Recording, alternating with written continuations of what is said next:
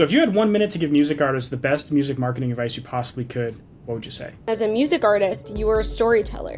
You're telling two different stories, but how can you tell your story via your social media? There's a lot of secret monetization strategies around it. And so when you do less, you could still make money, but there's a lot more money the more that you do. And all the artists are missing out on this money. It's like 6-figure money out here. 70 snaps a day is the key. It's a lot. 70? 70. Wait, like for real, 70? 70 for good monetization, yeah. Whoa! Real good monetization. All of it is. Music, TV, film, social media, long form, short form. It's how can you tell a story in a way that people want to watch the next part of your story. Stop overthinking and thinking that you're not an influencer, because influencers are just storytellers. And as a music artist, you are a storyteller. You're telling two different stories, but how can you tell your story via your social media? It's just a new avenue to tell your story, similar to an interview, or if you were going on the radio, or your music was being told through a music video. It's the same thing. So start thinking about it as a new avenue to share your story. Nice. Yeah, a lot of creators I've talked to, when you start to get them to go into music marketing, it's like the creative part of their brain just like turns off. And they're like, really? Yeah. Like, one guy I talked to, he was trying to promote a show, and he was like, oh man, I want to promote the show, but I don't have a flyer. I was like, you don't need a flyer. Like, a flyer is not going to perform well on social media. Like, you post your flyer. And I was like, get like some awesome performance footage and cut it up in some interesting way and show people, like try to make them imagine having fun at your show. And then he was like, oh yeah, that makes sense. And like, yeah. Do you find that when you work with artists or non-artists, like, does that kind of thing happen a lot? All the time. And this happens on the influencer side too, but on the artist side, for me, it's how can we get these artists to understand the psychology behind all this? So what I train my team on all the time is speaking to them in a way that they can understand. They understand music as a therapy. You're writing a song in song format. How can you get them to understand video format in the same way that they understand song structure? Because you can't break the rules until you know the rules that you need to break. And so that's where a lot of artists are struggling is, like you said, the creative side just turns off when it's the same kind of thing. Because if I ask them what they want their music video to be, they'll just ramble on for 2 hours, right? They all have like this whole vision and the dancers and the whatever the creative is. But then I'm like, what do you want to do for your social media? And it's like, well, I just don't like social media. And I'm like, it's the exact same thing. And so it's, you're posting your music video on social media. It's going on YouTube. So why is it different? It's different because it's new. And it's different because the teams don't know how to ask the right questions. So for me, it's how do we teach teams to ask those questions? And the questions are, what do you want people to feel when they look at your social media? The same way, what do you want them to feel when they listen to your music? Or what do you want them to feel when they watch that music video? What do you want them to walk away thinking? What do you want their brain to be saying? What do you want them to connect to? And then once you have that answer, that's how you should be portraying yourself. Yeah, absolutely. So let's do a little intro for a sec. Yeah. Because you have some pretty awesome accolades. Like, I think I saw 6 billion YouTube views. You've got an album up to number 7 Spotify charts. Yeah. There was this list of awesome creators that you worked with, an awesome brand. So, like, give a couple minute intro of who you are and what you do. My name is Temima. I started a company called Next Step Talent in 2020. Shortly after I graduated college, I had been in music, working at various record labels, started an organization during quarantine to help women, empower them to not stress about quarantine, but to make a difference during that time. And then from there, TikTok was blowing up, and I started to manage some of the influencers, and then it worked. And for me, each part of my journey has just been about how can I help people in a different way. And so for me, this is the avenue that I've found. And in September, we're going to be launching a company called Next Step Creatives, which is basically music consulting. It's what we've been doing from a management perspective, but now being able to help labels and artists learn how to use analytics and help their artists storytell on social media. So many of these marketing companies are focused on the TikTok campaigns, the YouTube campaigns. How can we blow up a song? But I'm saying, wait a second. How can we blow up an artist? How can we get their story out there? Because ultimately, fans don't connect to a song. Fans connect to a human with a passion and a story. And how can we get them to do that? Well, we can't do that unless the artist understands how they need to portray that story. The same way you wouldn't have a horrible rollout with branding all over the place from a label standpoint. So that's what we're focused on there. And, on the management side, we now have about 25 creators. We're partnered with all the platforms, being able to help them learn monetization strategy. Our biggest focus is how can we help you build a long-term plan and monetize from a branding and marketing perspective, more so than just, agency side partnering with brands. That's like the bonus nowadays. Yeah. Right. Do you tend to focus more on organic channels versus paid channels, or is there some certain ratio or breakdown that you typically focus on? Organic channels versus paid in what capacity? Do you mind? Like social media strategy versus, like, that would be an example of like a free organic channel versus paid influencer campaigns or paid advertising campaigns, etc. Yeah. So we're focused on building their actual channels. So we do work with the brands, like you said in your intro. Like, we've worked with a ton of different brands, and we do that all the time. But the way we look at brands is like, at the end of the year, when you're working for your company and you get like a bonus at the end of the year, that's what we look at brands as. Brands are the bonus, but brands are not the backbone of your company. Because brands come and go. Those relationships evolve. You have a long-term partnership, then you have a new long-term partnership. They're not consistent. They don't provide a business model. So we focus on how can we build a business model for our creators based on their actual AdSense revenue from platforms. So really their actual content creation. And then on the music side, it's the storytelling aspect, of course, which is a totally different ballgame. Right. So what's and this is going to vary because it's going to be different for every artist and every genre and everything, but when you get a new, I'll just use music artist because most of the people watching this are going to be music artists as an example. Right. If you get a new music artist, let's just call them a average pop artist, just for the sake of example. And I don't know what kind of size people you'll generally start working with, or if there's any certain like numbers or anything like that. We can get into that later. But what's like the first thing that when they start working with you that you sit down and work on with them? The first thing from a management perspective, so I'll speak on both perspectives. From a management perspective, the first thing is really just getting to know them as a human. Who are you and who do you want to be? And how is your packaging? Because pop music specifically, is entirely packaging.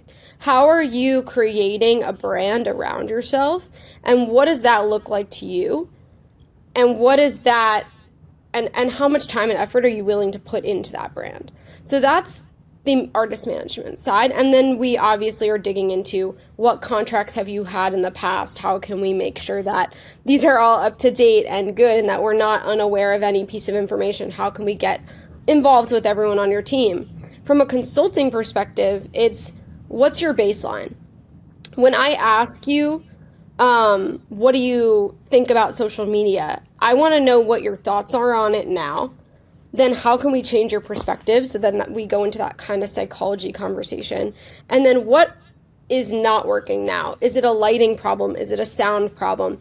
Is it an editing issue? Is it a content issue? Like, is it a branding problem where you're an artist singing about sad songs, but now you're posting like you're the most confident human? That doesn't check out. No one's going to believe you. So that is what we dig into. Gotcha. So what if an artist comes to you and I would think the answer to this that you wouldn't be working with them if this was the case, but if they come and they're just like, I don't want to do social media. What do you say to them to that? It's all the psychology questions, right? Half of the job is, well, why don't you want to do social media? Like what do you feel social media does for you? And then they start to speak to you about it. And really for us, for my team, it's how can we get to the root of the problem? Like what is the root? It's a lot of life coaching. Like the root of it is never just I don't want to do it. That's not the root. The root is I'm afraid it's not going to work. I've done it in the past and it didn't work. I wasted my time. My friend did it and it didn't work. Or it's I'm not confident enough to do that. And so then the conversation is, well, are you confident enough to go up on stage and tour? And the answer is always yes. I love touring. My fans make me feel amazing.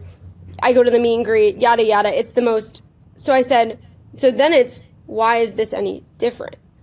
And it's because of perspective. So now it's how do we change that perspective to align with the same perspectives that they have on touring? Because nobody doesn't do things just because. It's always they feel like they're not good at it, feel like it's not a good lane for them. So how do you empower them to feel like that's something they can do and can conquer? And that's where a lot of labels and a lot of music management companies don't know how to speak to them in that way because they don't understand it enough to do that. There's been several people I've talked to that they've said their reason for not wanting to do social media is the massive time commitment that it involves. Mm-hmm. And a lot of the people that feel this way, they have more money than time. So, like some people have infinite time and no money, and some people have infinite money, no time, and there's people kind of in the middle.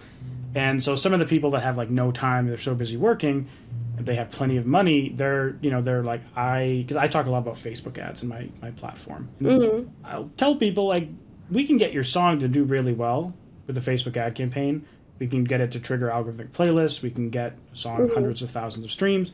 But if you're not posting on social media or doing anything else that's involved in being an artist, then it's pretty much just going to be like a song-by-song thing. Like, people aren't going to stick to your brand and follow you for the long term because, like, there's no reason to follow you for the long term.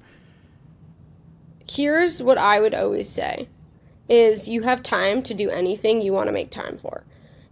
Do you not have time to go to the studio? No, I do have time to go to the studio. Do you not have time to take the calls from your labels? No, I do. I do have time for that.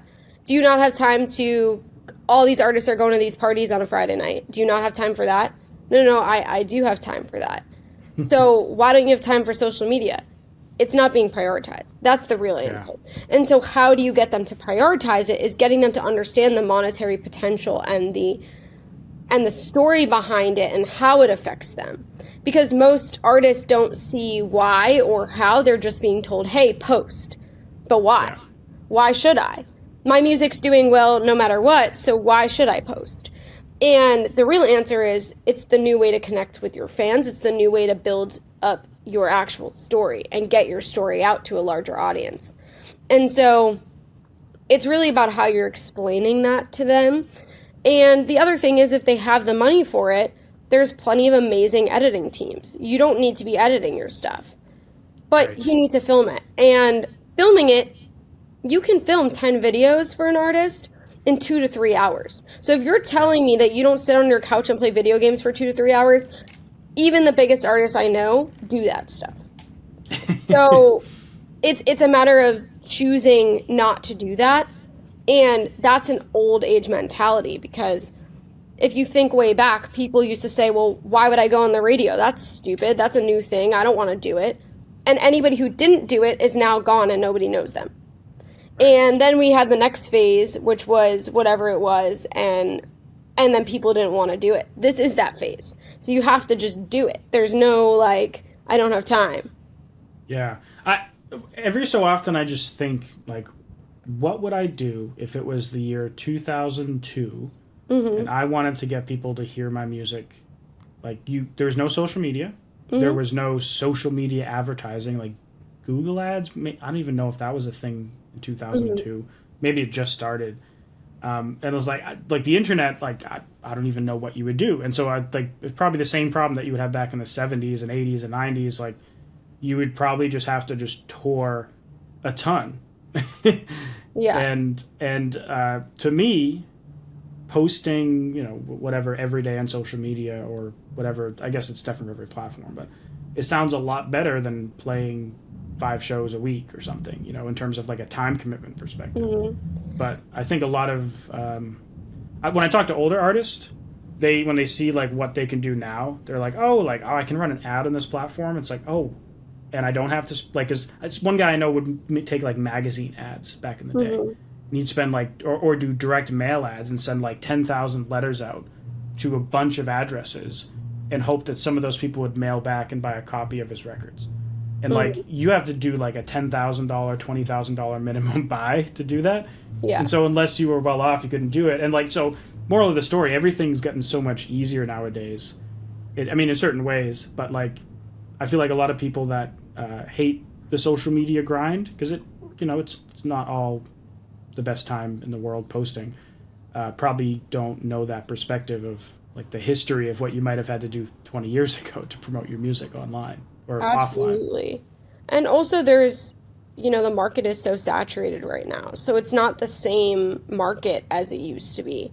There's way more artists out there. And so you have to evolve with the times. You can't just be stuck. And if you want to send those letters and handwrite them, that's a great method, and I'm sure you'll connect with your fans.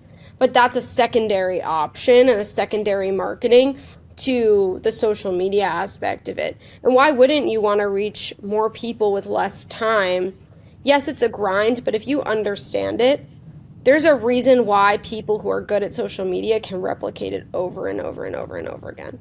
They can make another 12 accounts. There's a reason why some of these 7-year-olds have 15 faceless channels on YouTube. It's because they've mastered the algorithm. They're paying attention to how and why things work. There's a reason why Mr. Beast is where Mr. Beast is at. Because he studies it. And he has a team, but he studies it. He pays attention to why somebody's going to care, and he over-obsesses over the little things. An artist over-obsesses over the little things in their music, but they won't over-obsess in that same video. They will with the music video, but not with the short form. So it's just changing it. They need to be looking at it the same way. That's a great point. I love hearing the interviews with Jimmy or Mr. Beast. Like, yeah. He's just so. When you hear him talk, you realize why he's the most popular creator like in history. Absolutely. Like he's just, you hear the stories like, I was in a group chat with 10 other creators, and we would spend 16 hours a day talking about YouTube and how we can optimize videos and how can we make our thumbnails better, and we'd spend 6 hours editing a thumbnail, making 15 different versions, and we'd reshoot the same intro 15 times to get the exact first 10 seconds to be perfect to get people to watch the whole video. And it's kind of amazing the level of effort that he puts into it. And I'm a YouTuber. We're filming this. This is going on YouTube. And I see his effort, and I'm like, he fucking deserves that #1 spot with the amount of effort he puts in. And it's not. Yeah, you can get lucky in social media, but everyone I know that's big on social media, they could start from scratch tomorrow and within a year be back to where they were with Absolutely. a completely faceless account that no one would tie to them. 100%. But it's the same in music. Because if you look at Jay-Z and you look at some of those people, Taylor Swift, whether you like her or not, they're paying attention to how to evolve at all times, and they're over-obsessing over it. There's a reason why artists that sustain themselves over 10-year careers, there's a reason why those ones last and are multi-millionaires, billionaires even, and there's a reason why some artists don't. They have a short-lived career, and it's because they're over-obsessing over what's new, what's cool, what's happening, and they're getting into the business aspect of it. Jay-Z knew everything going on in his career. He knew what his business managers were doing. He was paying attention to everything that was going on. He went as far as to work in the system to learn about it. And so you see the same thing on the social side with people like Mr. Beast, Ryan Trahan, like all these top people, and even some creators on my roster, Arel, Sydney, are YouTubers, like over-obsess. Like today I spent 2 hours texting one of my clients about nerdy, geeky things about like analytics. Like, why did you put this one text here? We should move it over a half a second. Things so simple and so granular make a difference. Yeah. let's get nerdy with the social stuff then for a couple minutes, because it'd be cool to talk about, like, right now, are there any platforms that are generally working best for people? Are there any tactics, I guess specifically for music artists, that tend to work best, like types of social media posts, formats, or there's certain other platforms that are better for certain things? And, like, feel free to tackle that in whatever order you like. Cool. That was a loaded question. Yeah. So let's start with the one everyone talks about, TikTok. What is TikTok good for? TikTok is good for trends and for virality of a moment. Now, it is not necessarily good for community building. And the reason for that is because people on TikTok, the way the For You page is you're constantly scrolling on to the next. So 5 videos in, you forgot who you saw 5 minutes ago. Even if you saved that video, I probably, like, later on, I'm like, wait, and then sometimes I scroll back up. I'm like, wait, what did I see? And so you're constantly moving so quickly that you're forgetting. So for me, it's those TikTok lives that are helpful. It's using TikTok to build a relationship with a brand. It's using TikTok to have a viral moment with your song, less about that community. Now, we move on. Twitter.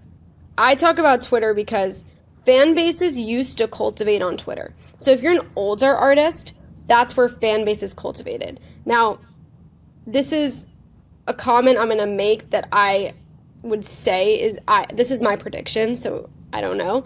But I think Threads is going to be the new Twitter for Gen Z. Because all of my content creators that are Gen Z never use Twitter. And everybody on Twitter is like, why would we use Threads? Twitter's we grew up on Twitter. You're forgetting that Instagram was that for people who used Facebook. So we're on to a whole new generation of people who never touched Twitter. Not a single one of my clients, like, they had like 5K on Twitter and 20 million on TikTok. Like, they just never used, and that's an organic 5K they posted twice. Right. And so now with Threads, all of their audience transferred. A huge, huge portion of their audience transferred. And all these labels and people are like, well, I saw Threads posted that they dropped off 50%, and people aren't. The 50% is the people that were on Twitter and wanted to just say, hey, let's see what this is. That's the 50%. The other 50 is an entire new generation that you're missing out on if you're just thinking about the 50 that dropped off. And so that's my take on it. Then we go to Snapchat. Highly, highly misunderstood platform.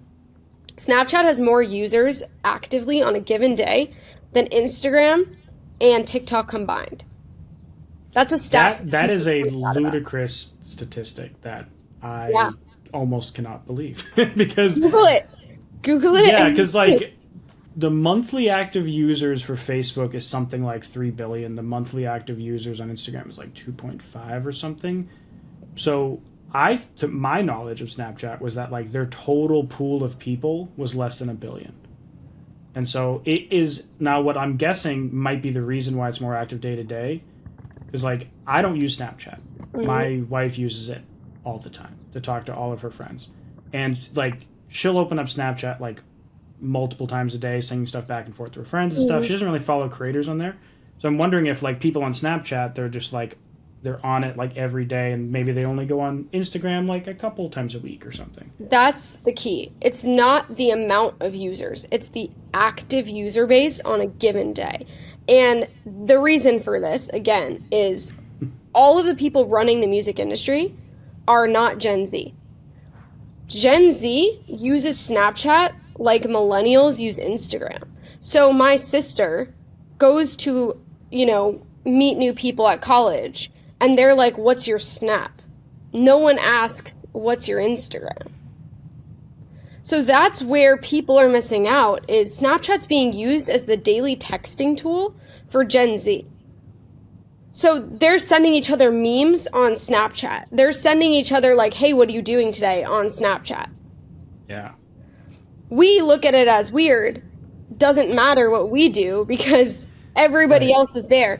And the reason that it's so crucial and ludicrous for artists to be paying attention is because not only are there millions and millions of dollars in Snapchat that are being left on the table for an artist per year. So that's number one, money. Number two is audience. Because when you reply to comments on Snapchat and put them on your story, it's super organic. So your audience knows that when you're posting on Snapchat, you're being raw. You're in bed, your makeup's off. You don't care about anything. The music you're listening to is what's playing in the background.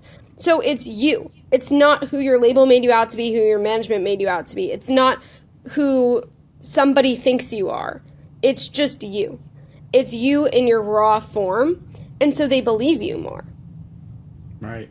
And that's because people create that. You know, I have a client who posts a certain type of content on all of her platforms. And on Snapchat, someone asked, like, do you like posting this type of content? And she replied to it and said, absolutely not. I do it because it works. And so now people believe her. So now if she was like, hey, you should buy my merch, they believe her because she was raw. She was honest. Yeah.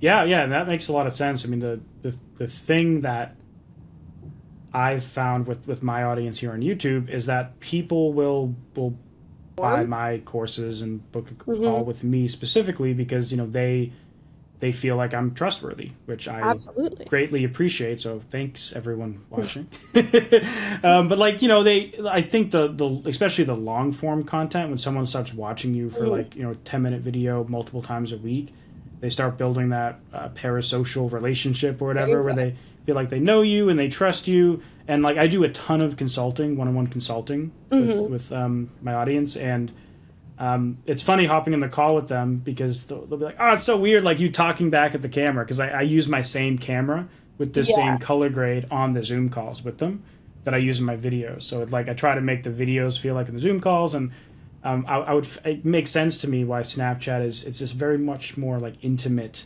platform. Now, I'm guessing that it's hugely audience dependent. Like if someone's core demographic is like 40 to 55-year-old woman, like Snapchat's probably not the game, right? Yeah, I would say so, but you know, I also think that everyone should be evolving their audience because you want to reach maximum audience. So I wouldn't close yourself off and say, oh, my audience is older, I don't need to do that, because why wouldn't you want to expand to a younger audience? It's true. Yeah, that's you know, if you're not bringing in new people, then you're just slowly dying, right? Like if you're not bringing in the younger generation, the older you get, your audience ages with you, and your audience just gets smaller and smaller and smaller over time. Yeah, and there's no reason for that when you are making a piece of artwork that can be universal, that can have that, because music is feelings. So feelings are universal.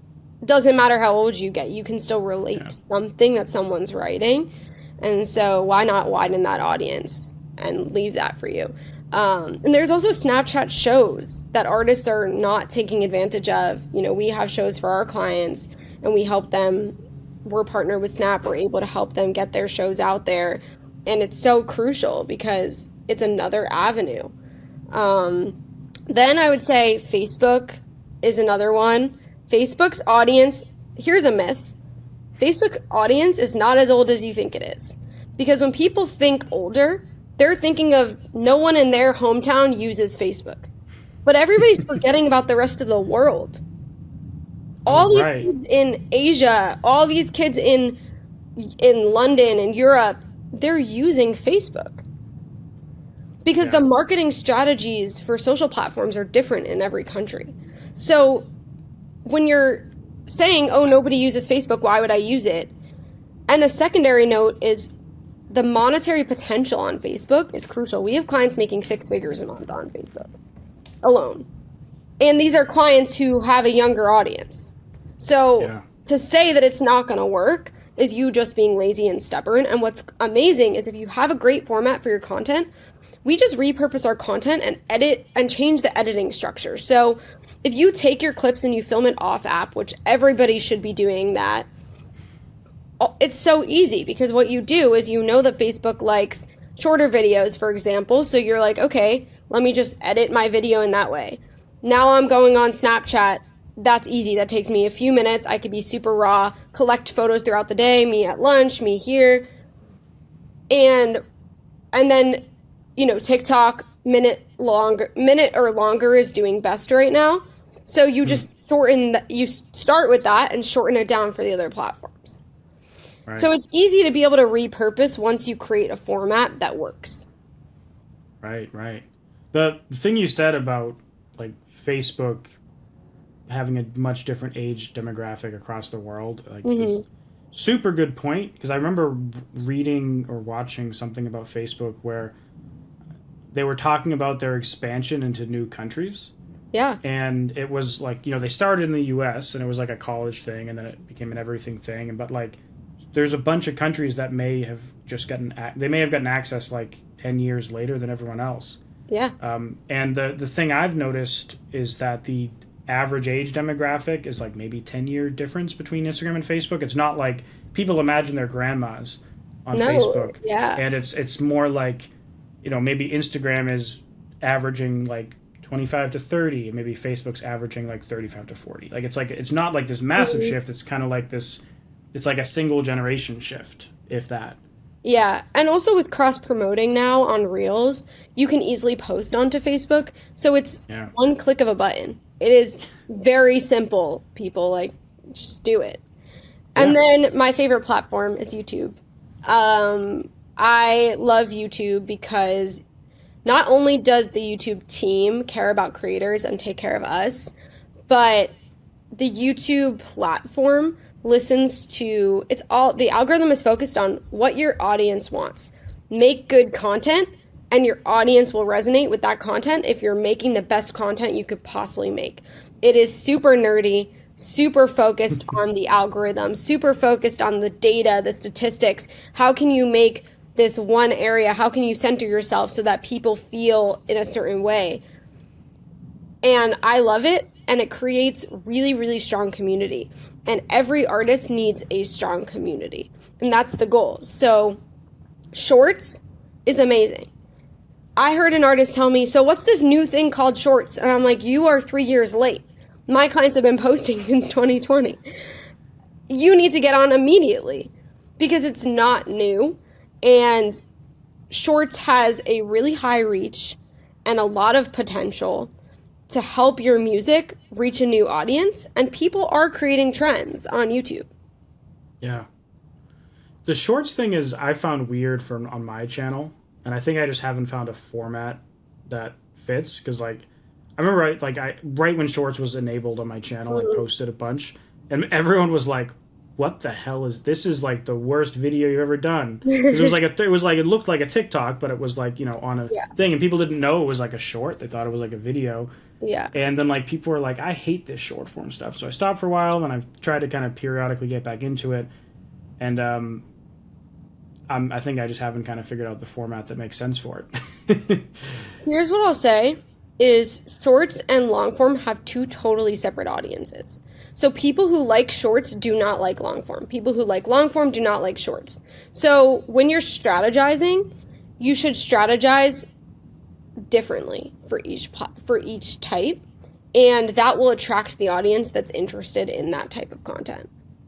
So do they, by they I mean YouTube, do the stats you get on and you might not know the answer to this, but do the stats they give you from YouTube Shorts, does that influence in any way, negatively or positively, the kind of algorithmic stuff you have going around in your long form content?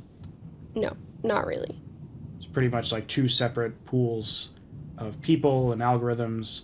Because there's a lot of myths with YouTube too, where creators would be like, oh, I feel like if this video I did poorly, then my next video, it's like I'm trying to push myself back up, and then they're worried like, oh, if I post a bunch of shorts, is my regular long-form content going to suffer if the shorts don't take off? Here is the thing.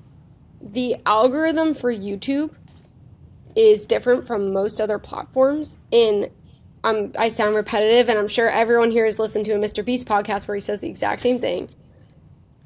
Make good content, and it will be shown.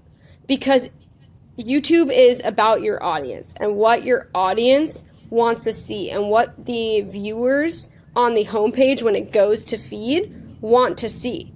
And so it shows you things similar to something else that you watched. So if it shows it to you, it means that it's something you would like. If they scrolled past, it means it was a bad video and that you need to improve your quality. So it's a very introspective platform. Like, if it's not doing well, it's because you did something wrong. There's no like shadow ban audience. What I will say is and YouTube will say this, is make sure that you're posting like the same style of content, because it shows your videos to people that are similar to what it picked up that your channel is about. So if you have two separate identities, make a separate channel for that second one, because that's when it'll kind of affect how it's doing. And that's just because the algorithm knows you usually post music stuff, and all of a sudden you're posting not music stuff, and now you're doing finance. It's going to be like, what the hell? Yeah, I changed the topic of my channel probably 4 times over the years. Mm-hmm. And then, very slowly and over literally the course of since 2007, I have like 700 videos uploaded. And like in 2020 or 2019, I started posting music marketing stuff just for fun, because I was doing music production before that. And then when I saw people really love that, I started doing that more. And then I was kind of bouncing between this music production thing and this music marketing thing. And what happened is every other video was just tanking, because it was like YouTube didn't know, like, exactly, these people like this one and these people like this one, but they're not the same people. And so I just said, screw it, I'm going 100% music marketing, music business, and I'm just going to abandon all of this. Maybe I'll start another channel later for that stuff if I really miss it. And that like quadrupled my channel growth since then. I had this exact conversation 2 hours ago. I'm getting deja vu, because one of my clients is trying to pivot and she's teetering between 2 different things. And what I said was the exact same thing. You can't be half in and half out, because everybody's confused. You have to give off the confidence that you care about something for everybody else to feel that same way. The algorithm works the same way. If you give off the confidence, it'll push you in the right direction. If you give off the confidence towards something else, it'll push you in that direction. So if you have 2 channels and you're confident in both, great. It'll push you in the right direction. But it's when you're like, man, I don't really know. Same way if you go to someone, you're like, what should we do for dinner? And you're all unsure. They're unsure too. Yeah. But if you assert confidence, they're going to feel that same way. And so that's how all the platforms work. And that's the same way I say to artists when they're promoting their music. If you're confident in what you're sharing, and you're sharing it in a way that is good content, it's going to do well. But most of them are not. They're just half-assing the video because they don't want to do it and their label's making them do it. That's a good transition to what should artists actually be doing in their videos. And again, obviously it's so different for every artist. Like a death metal band is going to have completely different content from like an alt pop artist that's like 21 years old or something. But are there certain formats or types of content that you found in general are the most worthwhile? This goes for any human doing social media and trying to blow up.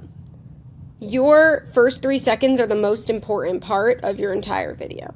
That's going to determine how it works. We talked about this a little bit earlier. You were saying Mr. Beast, how on a video he was over obsessing and redid the intro 19 times. That's because the first 3 seconds are the most important. So the lighting and everything in the first 3 seconds needs to be perfect. Now, something that people don't know is the lighting of your video is everything. So if your account favors dark lighting, then you need to always use dark lighting. If your account favors bright lighting, you need to always use bright lighting. Because what that means is that your video blew up, people like that lighting, the algorithm it triggered the algorithm to know that people like it when they do XYZ. So now if you do XYZ again, it's going to work. But most people are not paying attention to that. And the first 3 seconds, what should you do in it? What is your story? What are you trying to get out there? Because a lot of artists are like, they get in front of the camera, they're like, hey, go listen to my new single. I'm bored. Would you watch this video? Like, ask yourself, like, would you click and listen through this entire video? The answer is no. you wouldn't.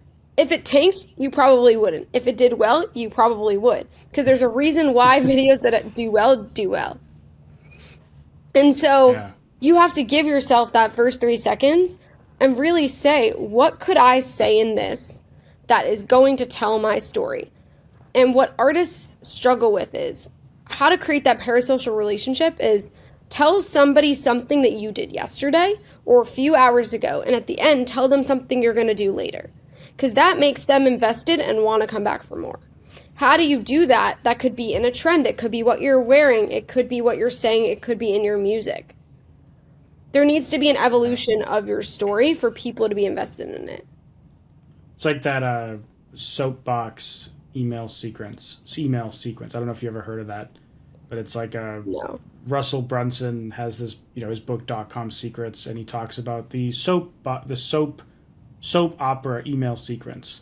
And it's like it's like a type of email funnel workflow where like you have a lead magnet to pull someone on your email list, and then like they give them the thing, but then you tell a story that's like related to your business or your thing, and then at the end of that email you say like, well, this email's gotten on long enough, but tomorrow I'm going to tell you about this amazing thing, and then the next day Exactly. you tell them that amazing thing, but then you start this story, but then you leave the story kind of half baked. And like, oh, I guess we'll talk about, tomorrow we'll talk about how this. And then so it's like it has this narrative where it's not like story. It's like the story is kind of like half baked into each thing. So but TV shows do it too. That's Have you ever seen like The Circle or Too Hot to Handle or anything where, they end it and, it's like someone's going to break up with someone. And then all of a sudden they're about to like say what they're going to say, and then it's just like credits, and then it's like next episode 5 seconds. You're like, I gotta watch the next one now. Social media is new age TV. I don't understand why people struggle to understand this, but music's the same way, right? It's like all these areas of entertainment, if you like zoom out and you're what is this? It's just how do you get good at telling a story? That's all it is. Like that's all of it is. Music, TV, film, social media, long form, short form. It's how can you tell a story in a way that people want to watch the next part of your story. And I want to listen to the next part of your story and want to care about the next part of your story. So when we look at TV, like you said, it's the same thing. It's what are you baking in there that make people want to stay? Are you telling them a little snippet of something and then just cutting it? Are you know who does this great too? Streamers. They'll like be on the stream, they're like talking and they're like, yeah, by the way, like I'm going to drop this merch, like, Dream does this all the time. I'm going to do this in whatever few weeks. And then they continue on the conversation and pay no attention. Like it's as if they didn't say anything. And so people, all the comments, how do they blow up the comments? All the comments are like, wait, go back. What did you just say? Yeah. Because people like to know the secret. They want to know what's next, what's happening, what they're missing out on. But where artists struggle is they give too much too quickly, and they're not pulling back enough to allow for that room. And TV shows are great at that because they'll introduce a character in the first episode that doesn't reappear until 6 later. So the whole time everyone's like, when's that guy going to reappear? Yeah. We started watching Narcos recently because we never watched it, and like the first episode, like Pedro Pascal shows up for like 5 seconds, and like we have just seen The Last of Us and Mandalorian and something else he was in, and so you're like, oh, Pedro Pascal, sweet, and then like he doesn't show up till like 3 episodes later, and so it's kind of and I don't know if back then because that was one of his earlier things they did on purpose or not, but like a lot of TV shows do that. Definitely on purpose. It's always on purpose. I had a client who texted me a few hours ago who was like, I was listening to a podcast and I heard that Dream picked the color of their channel, like the green, on purpose because no one else had that, and it was like a disgusting color that everyone would talk about. And she was like, I never thought of it that way. I just thought that they liked this color and picked it. Everything in entertainment, the successful people, every little thing is so calculated.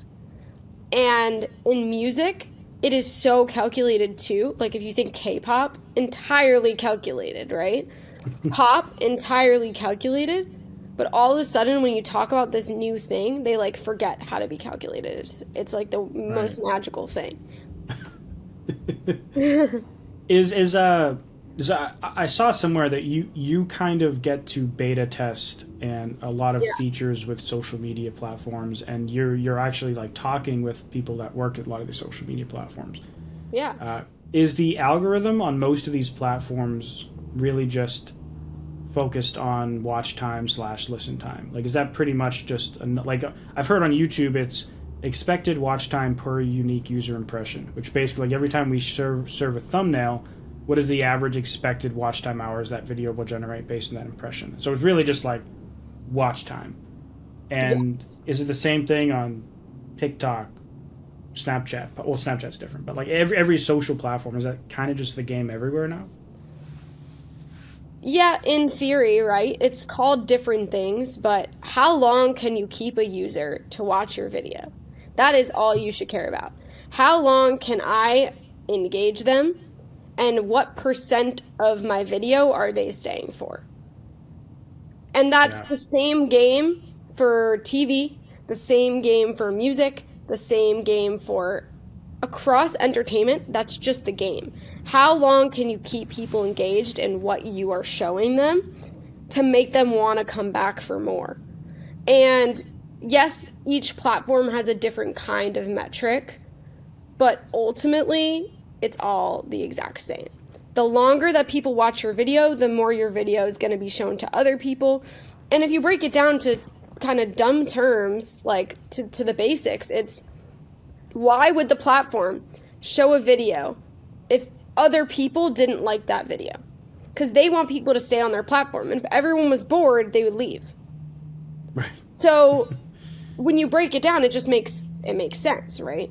The more Yeah. people that are engaged in what you are showing, the more times they're going to show your content to those same people.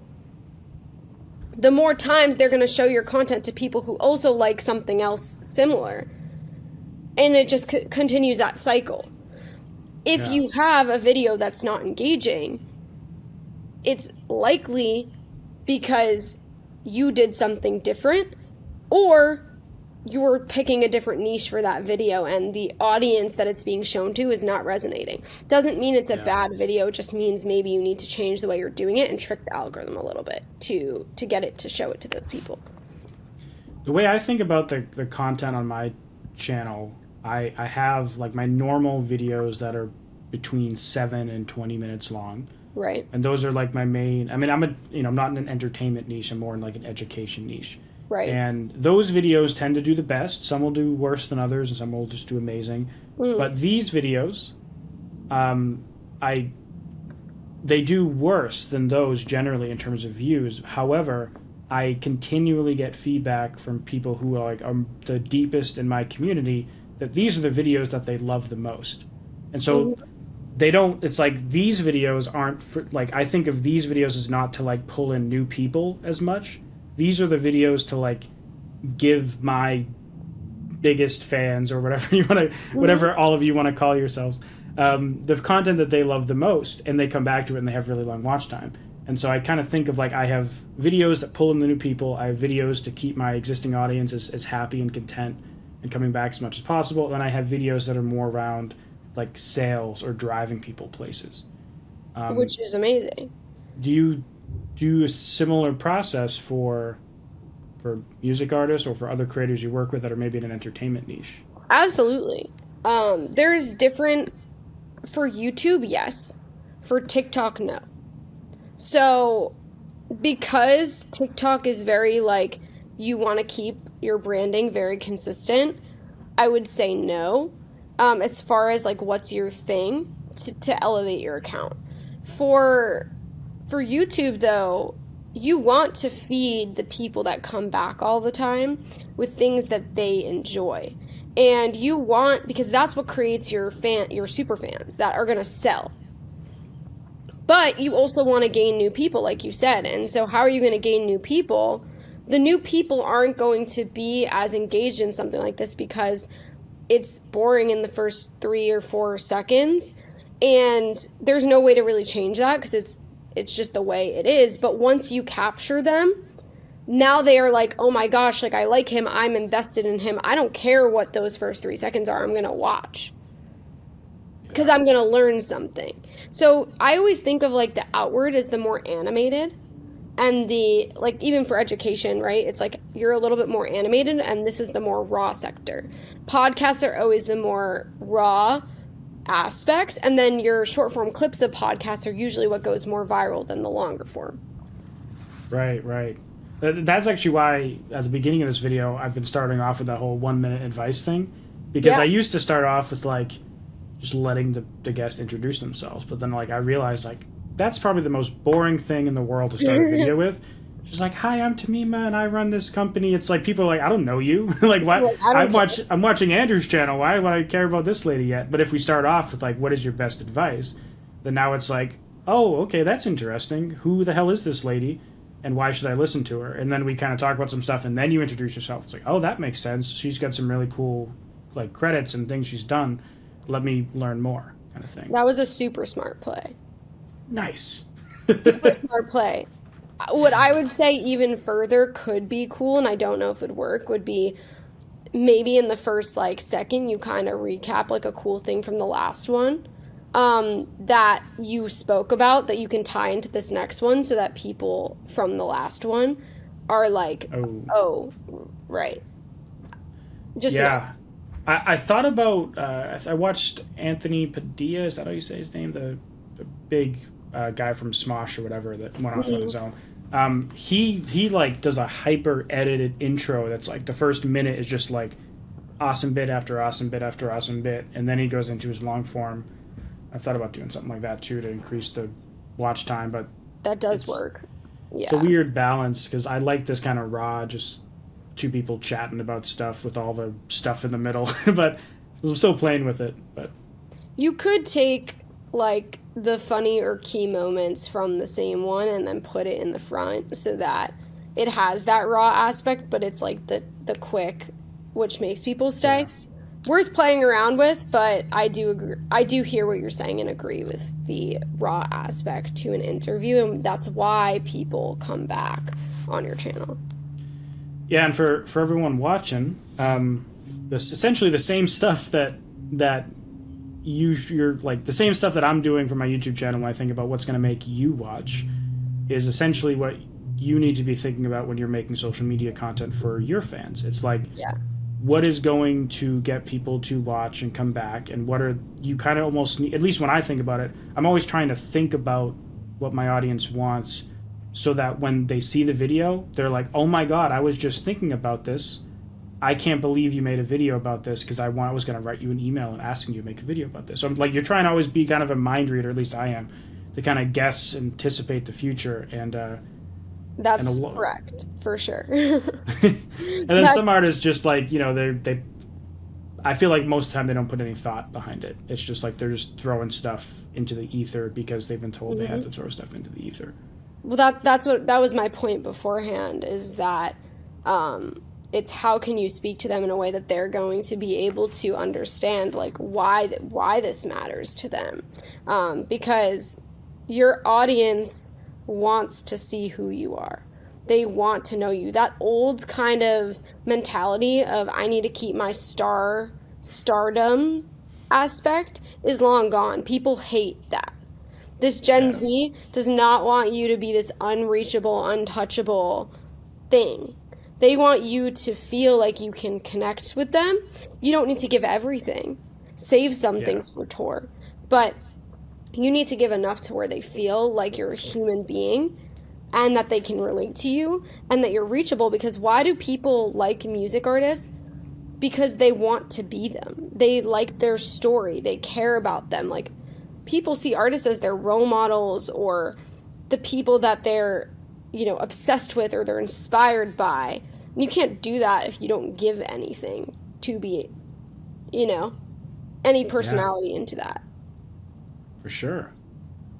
So what would you say to an artist for how they could actually grow on Snapchat? This is kind of disjointed. I wish I asked this like 20 minutes ago when we were talking about it. But I just thought of it. growing on Instagram, growing on TikTok, you post some videos, you post some reels, and you put thought behind it. You make awesome videos that pull people in. Mm-hmm. Snapchat, there's not really like a feed or like an infinite scroll. I mean, they kind of have some things, but Spotlight. so I guess I'm just old and don't know Snapchat enough. Yeah. I don't even have it on my phone. I have had it before. First mistake. Yeah. So like, do people generally grow on there mostly by referring people there from their other platforms like TikTok and Instagram, or do they generally grow on there by posting native content to the platform? Both. Okay. Same way you would start any other platform. You'd want to post about it so that the people care about you, know you're in a different place now too, and what kinds of things you're going to be posting there. But then Spotlight has its own feed, own virality aspect, so you can go viral without having a huge audience by posting good content. Cool. Well, next time I have some music coming out, I'm gonna have to get on TikTok. I mean, sorry, get on Snapchat and actually give it a fair shake. 70 snaps a day is the key. It's a lot. 70? 70. Wait, like for real? 70? 70 for good monetization, yeah. Whoa! Real good monetization. Holy shit. Okay, so I mean, Spotlight's only like, you could post like 1 a day or 2 a day. I have a client, I do 5 a day for her. So the spotlights are it's kind of like your TikTok feed. Correct. It's like that's your getting spread out. So you're mostly like posting 70 of the like expire in 24-hour. Mm-hmm. Yeah. Just like little pictures and videos throughout the day. Yeah. Man. Because there's a lot of secret monetization strategies around it. And so when you do less, you can still, make money, but there's a lot more money the more that you do. And all the artists are missing out on this money. It's like 6-figure money out here. I know this isn't money from Snapchat, right? This is like money from selling their own merch. No, money from Snapchat. Oh. Yeah, all these platforms, artists are missing out on so much monetization. So much monetization. Wow. Man, if there's a clip that's going at the front of this video, this is going to be that. 70 post special secret money from Snapchat? Jesus. This is what we do on the consulting side. We help people make that happen. So. Oh, wow. Yeah. Damn. Well, this has been awesome. We've been going for about an hour. Is there anything you want to leave people with? Places they can find you, ways that you can help them? Yeah. Yeah. So you can reach out to us, Instagram, Next Step Talent. Mine is my first and last name, Temima Shamus, which I'm sure will be in the title or something. You can reach out in either way. You also can go to nextsteptalent.co and click inquiry, and it'll come directly. And the new company website's not launched yet, but if you reach out via Next Step Talent, we can get you hooked up with whatever makes sense and help you guys out. I'd say my last piece of advice is always stay ahead of the curve. Always pay attention to what's happening next, because everything that everybody thinks is stupid, no matter if it's a new platform, new tech, new whatever, new song, new artist, everybody once thought it was stupid before it was adopted. Because all that weird and stupid means is that other people have not adopted it yet. So it just means that it's unique and it's different. But if you're that early adopter, that's how you're going to get ahead. We look at, DJ Khaled and Snapchat. That's why he got ahead. You look at, JVKE this year on TikTok, like, crushed it. And so how? It's because you're doing something that nobody else is doing.